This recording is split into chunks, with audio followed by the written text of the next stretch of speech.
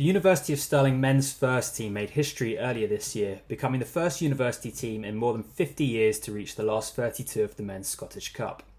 11. Number 11 is Dundee United, won this cup twice, last time in 2010.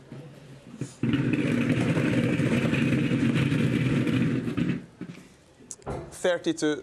And they will play University of Stirling, another team, of course, to cause a giant killing in the third round. They beat Lowland League side Albion Rovers in the third round. A David vs Goliath tie against two-time Cup winners Dundee United took place at United's 14,000 capacity Tannadice Stadium on January 21st. The tie presented an unprecedented opportunity for the university to engage their stakeholders around a historic match, introduce a new audience to university sport, promote the university to potential students and sports scholars, and bolster their long-standing sporting reputation. However, the communications and marketing department faced several challenges, with just 31 working days between the draw and the match, a limited marketing and communications budget, and the club's small fan base, counted in tens rather than hundreds. On the back of their efforts, the university picked up 2 awards, the Marketing and PR Campaign of the Year at the Herald Higher Education Awards and the Low Budget Campaign Award at the Public Relations and Communications Association Awards. To talk us through the campaign and the successes of the campaign, I'm delighted to be joined by Greg Christison, Communications Manager at the University of Stirling. So Greg, thank you so much for giving up your time to speak to us today about your experiences of working in communications, and more specifically the marketing campaign which you led on behalf of the University of Stirling following the men's football team's qualification for the 4th round of the men's Scottish Cup this year. So I was just before I think we could get into perhaps the specificities of that match and that marketing campaign. I wondered if you could give us a bit of background to your own experiences in your career today in terms of how you got to where you are now as communications manager at the university. Yeah, of course. Well, thanks for having me on as well, Andrew. I appreciate that. So I suppose the most important thing to point out is the fact that I'm a graduate of the university myself. I studied here between 2006 and 2010, studying journalism studies before I went on to work in local newspapers, then national newspapers. So I latterly worked for the Daily Express and Sunday Express. That was a job that I'd held for about 5.5 years before joining the university's communications team in 2017. I started as a communications officer and in March 2020 was made communications manager. So yeah, that's kind of my background and how I've circled back to the university after graduating 13 years ago. Fantastic. Thank you very much for that. So I wondered if you could give a little bit of context as to the kind of setup for those that aren't aware of the sort of the broader, wider significance of this match that the men's football team had in the 4th round of the Cup. What was so special about it? Why did it sort of deserve and warrant its own marketing campaign? Yeah, well, I suppose probably the best place to start is with the men's first football team. So it's a team that's made up of students, many of whom are on sports scholarships at the university, and they play in a mammoth 8 competitions a year. So I think last year they actually clocked up 71 games, which I don't even know if there would be a comparison elsewhere in the UK. It's an unbelievable amount of games that they play as a team. Out of those 8 competitions, the most high profile by far is the Scottish Cup. It's Scotland's national cup competition, and in recent years the university has had success, and by success I mean making the 3rd round of the cup, which is a phenomenal achievement in itself. But what happened this year was extra special because they played a team called Albion Rovers in the 3rd round and scored an extra time winner to send them to the 4th. And that was actually the first time in more than 50 years that a university team has made the last 32 of the Scottish Cup. So it was a historic moment. And I suppose the extra excitement comes from the fact that in the 4th round, that's when the big hitters come in. So your Premiership teams enter the competition. So as soon as they qualified in that 3rd round match, you knew straight away there was a chance, and it's only a chance, that they could draw a big team, a Rangers, a Celtic, a Hearts, Hibs, or in our case Dundee United. And I suppose the other thing to know, we didn't only draw a Premiership team. We drew a Premiership team at their ground, which meant that the match would be played in front of thousands rather than hundreds.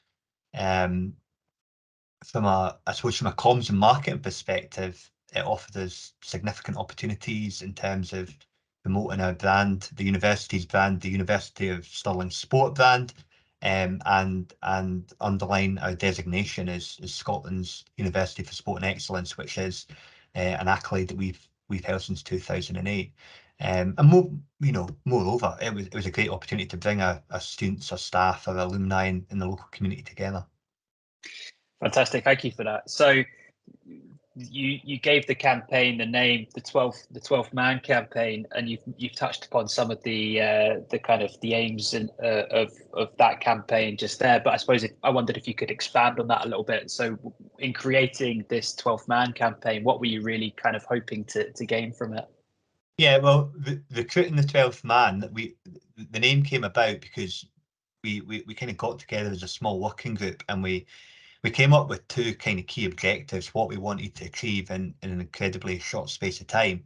And the first thing was we wanted to make sure that the university, again, as Scotland's University for Sport and Excellence, performing at the highest potential level in Scottish football, that they were well supported in the day. The club tends to have quite a small fan base traditionally, and we really had to put our heads together and think, how can we make sure that people are speaking about the University of Stirling in the run up to and in the aftermath of this match? So we set ourselves a target of trying to get 500 fans the match, which was a very ambitious objective. And I suppose the other side of it, so that was the first objective, and the second objective was we were trying to engage mainstream media and engage on social media ourselves to bolster a reputation for sport, to increase awareness of our high performance programs, our sports scholarships, and the university's world-class sporting facilities. So they were the two key objectives: get people to the match and promote the brand. Then, could you talk us through what would be involved in terms of pulling together a campaign like that, like the background behind it, some of the kind of conversations in terms of mapping that out? Yeah, so I mean, typically, I suppose two factors when you put together a communications and marketing campaign. Two key factors are timescale and budget and resource. And the way the match came around, we only had 31 working days between the draw. So the draw was made in late November 22, and the match took place in early 2023. So it spanned that festive period. We didn't have the lead-in time. We had 31 days not only to plan and execute a campaign, but for it to run its course and then to see the results. So that was quite unusual.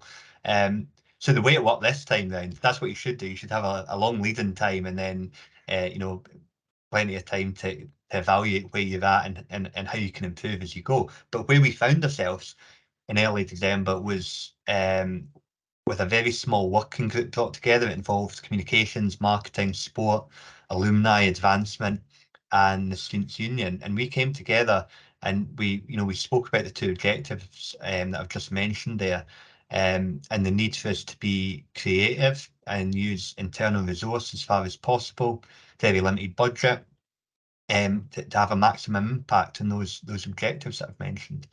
The kind of key ideas that came out of those early meetings, Andrew, were around trying to build anticipation and excitement through the creation of a series of emotive films to try and create a relationship between fans and the team. And I suppose a second element was to try and secure some endorsement from well-known friends of the university who have sporting links. And as we'll go on to, that was successful, which helped drive the campaign in itself. But at that stage, in the planning stage, it was just an idea. We didn't know who would be able to get on board, whether it would be whether we'd be able to do anything with the footage that we received. And then finally, we spoke about the importance of earned media, so engaging the media around that David versus Goliath narrative, trying to make it as easy as possible for TV, radio, newspaper journalists to come to campus to interview the head coach, Chris Geddes, and the players.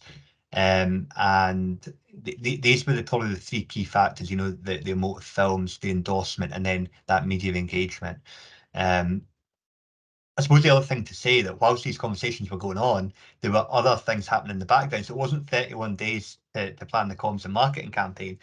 At the same time, David Bond, head of performance sport, was working with Dundee United on ticket prices. We had to make sure that tickets were, you know, priced at a reasonable level for students, that they were easy to access, that you could get them physically and online. David was speaking about security, planning for the game. We spoke about transport. So there was a lot happening on the logistical side of things, as well as the communications and marketing elements. We had to, you know, remain agile at all times, and you know, we had to change our approach at various points along the way as the logistics came to light and whatnot. So that was the kind of early discussions around pulling together the campaign at short notice. So that 31 days is obviously a challenge to you in terms of working within that marketing and comms side of things. What were some of the other challenges you faced in terms of logistics and otherwise in terms of putting the campaign together? Yeah, timescale. The other one that I mentioned there, the budget. We hadn't, for obvious reasons, budgeted for the football team making the fourth round of the Scottish Cup. So there wasn't you'll not be surprised here, there wasn't a marketing comms budget waiting for us to promote that particular match. Staff at that time of year were working, staff across the university were working on other projects. And resource was a big issue for us in terms of just trying to do as much as we could with a small team. The football's fan base, which I've mentioned, is typically I'm guessing here maybe between 30 to 50 a game, and that includes parents of the scholars and friends. So we had a lot of work to do if we were going to reach that 500 figure that we were quite keen to hit. And it wasn't just a case of trying to encourage you know, fans or prospective fans to come down to Forth Bank, their home stadium, to watch the match. We had to convince them not only to watch the team, but to embark on a 2-hour round trip, take up most of a Saturday in January to watch the football team. So that was a real challenge. And then finally, probably the other problem that we had was, even if we did attract 500 fans to the game, how would they be characterised? How would they look? Because they wouldn't have University of Stirling football shirts, they wouldn't have merchandise, there was no consistency there. So we had to think about what could we do from a communications and marketing perspective to make sure we were visible in the day within the stadium, if we were able to get that support along. And as I've mentioned, it was a constant moving picture as the logistics were ongoing. So there were a lot of challenges as we embarked in the campaign. Yeah, absolutely. And you mentioned some of the activities that you did to try and I suppose activate that campaign, and I wondered if you could expand on them a little bit more. You mentioned some of the films and some of the media. What did that look like in practice? So we were quite keen for the campaign to be driven by the creation of these films, and the thinking was that we were trying to encourage students, staff, alumni, members of the local community to come along and support a team that they might an enjoyment of football. So we were quite keen to use these films to try and create an emotional link between the team and the build up for the biggest game of their lives and prospective fans. So the first film we created was an emotive kind of cinematic type film with one of the players preparing for the biggest match of his life. It was set to quite dramatic music and it got fantastic engagement online. And that was really successful. The second was a news style film where we interviewed the manager, the captain, David Bond, the head of performance sport. Again, just to try and give a bit more context to the football team, to bring some personality to to to the fans, so they can see the players, hear from the players, get a feeling of that excitement building before the game. The third film was a staff student film where they offered good luck messages, and the feeling with that one was we wanted to create that fear of missing out mentality internally. So if you saw your friends from other areas of the university or fellow students wishing the team good luck, there was a sense of excitement building. It was to try and drive those ticket sales and get people along to the game. And then the final film, which is probably it was our most ambitious film, but it was by far the most successful film. One of the most successful films I think the university's published on its social media channels. We engaged, as I say, with a number of high-profile sports personalities that had existing links to the university, and we reached out to them through our alumni and advancement teams and our sports teams. And we ended up securing good luck messages from Sir Alex Ferguson and Lillian Thuram, both of whom are honorary graduates of the university. Hi, Alex Ferguson here. I just want to wish you all the best in your fourth round tie in the Scottish Cup against Dundee United. What a challenge it is to you, and I hope you enjoy it. You have every chance in the cup, it's always the same, and I wish you all the best, so good luck. And then Craig Brown, Judy Murray, Eve Muirhead, Ross Murdoch.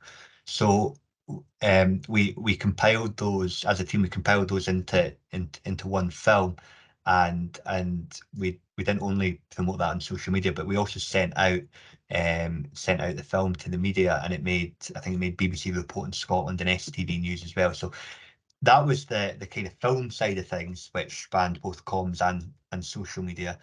On the media engagement side, we focused on selling in the David versus Goliath narrative. So we engaged with journalists early on in early 2023. We invited them to campus, gave them access to training sessions. Chris Geddes again was fantastic in terms of giving us access to both himself and the players. At what was a very busy time for the football team, they weren't waiting for the Dundee United game to come round. I think they played about 5 or 6 fixtures across late December and early January. So they had a really busy schedule and made so much time to engage with the media. We targeted sports journalists at national outlets and organised photography sessions, interviews, and probably two of the most high profile bits of media activity that came out of that engagement were the BBC Sports Scene, the flagship football show in Scotland. They got in touch with us and asked to do a feature on the university team on the day of the game, which was fantastic for us. So that ended up being a 7-minute feature in primetime television post-match.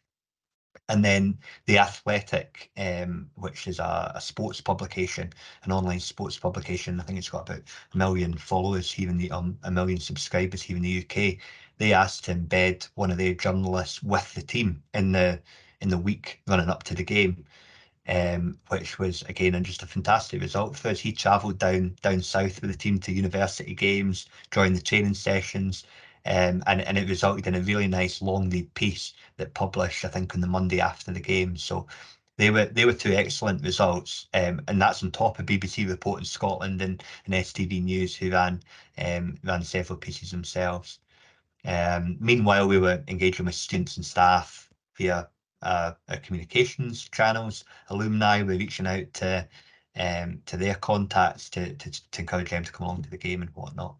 And then separate to that activity, the marketing team, where they worked on adverts for the local newspaper, for the digital screens on campus, and they worked with designers to put together some designs for scarves and banners to be provided to fans on the day, as well as working on pitchside advertising and programme adverts. So there was a lot of activity. So I feel like I've just ran through that at great pace. But across social media, comms and marketing, in that 31-day period, the amount of activity was phenomenal. And I think that that probably speaks to the results that we achieved.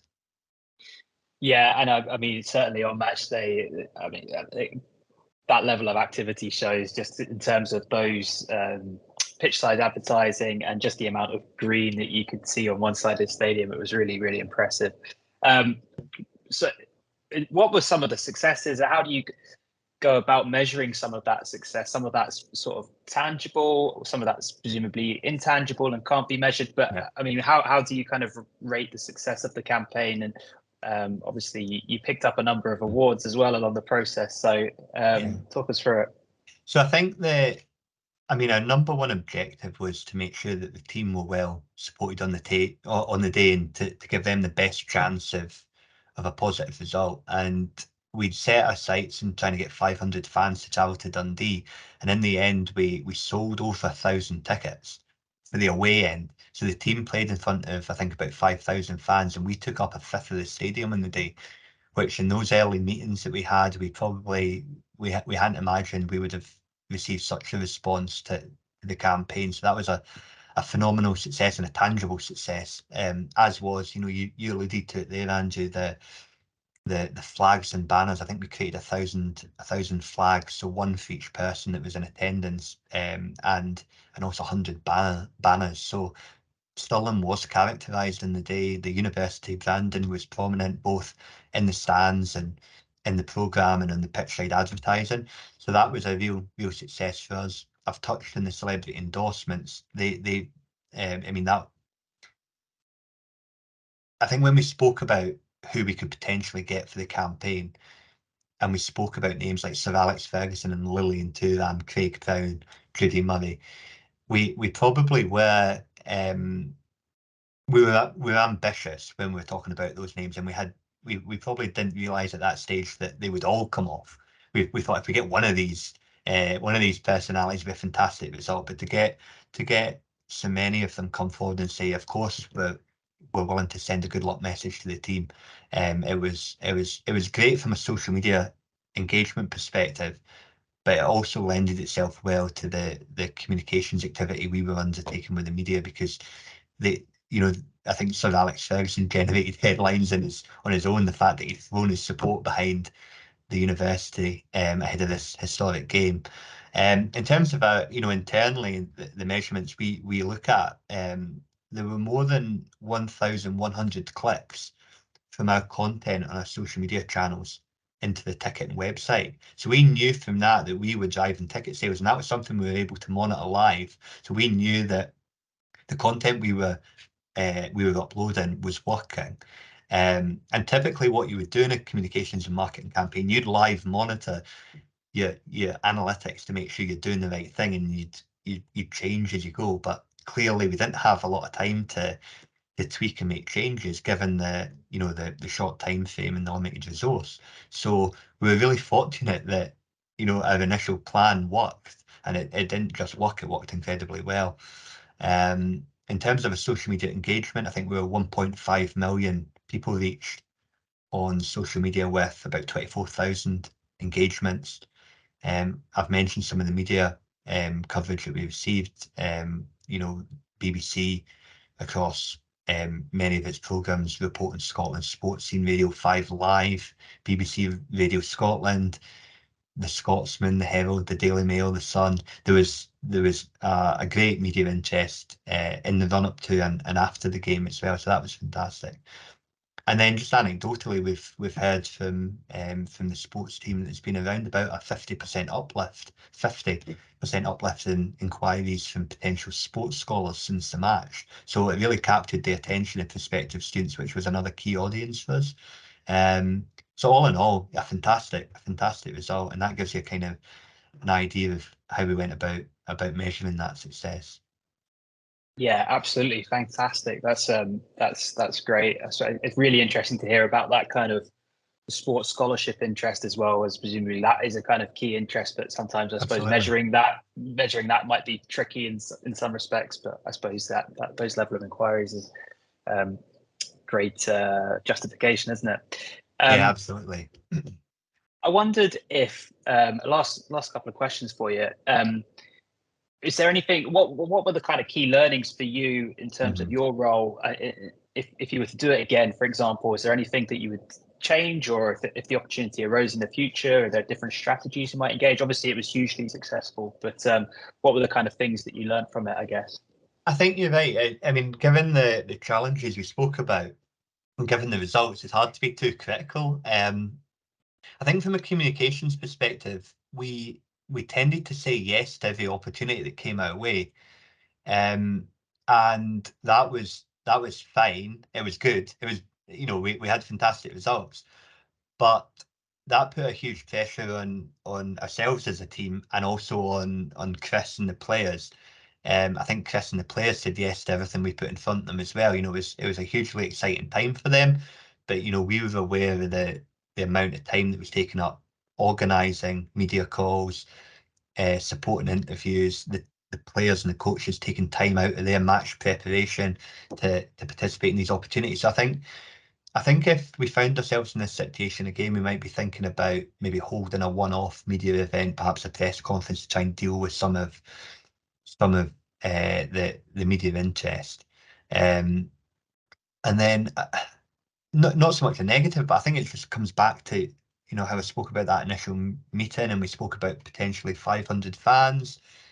I don't want to use the word skeptical, but I keep coming back to, we were really ambitious with the celebrity endorsements that we discussed.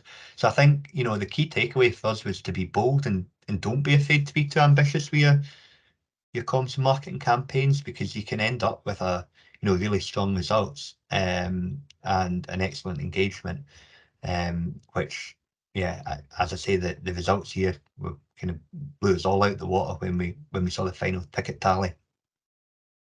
Great, thank you. Last question for you. Is there any advice that you would offer to people that were interested in going into the kind of area? I know that you deal with communications more broadly. Yeah. You've obviously worked with sport quite closely. So is there any kind of advice you would offer to current students or prospective students that were interested in going into sports journalism or sports marketing in the future? Work experience. I think that by far is the key. Whilst I was at the university, I undertook various work experience roles at local newspapers and a couple of nationals, and I think it's the same whether it's communications or journalism or marketing. That experience that you get whilst you're still a student will stand you in good stead when you do apply for a job, and you seek out those kind of initial opportunities after graduating. So absolutely, work experience. Brilliant. Thank you very much. And just finally, congratulations again on your 2 Thank awards. So yeah, fully warranted and highly deserved. So thank you very much, and thank you very much for your time today as well. No, thank you very much. Thanks for having me.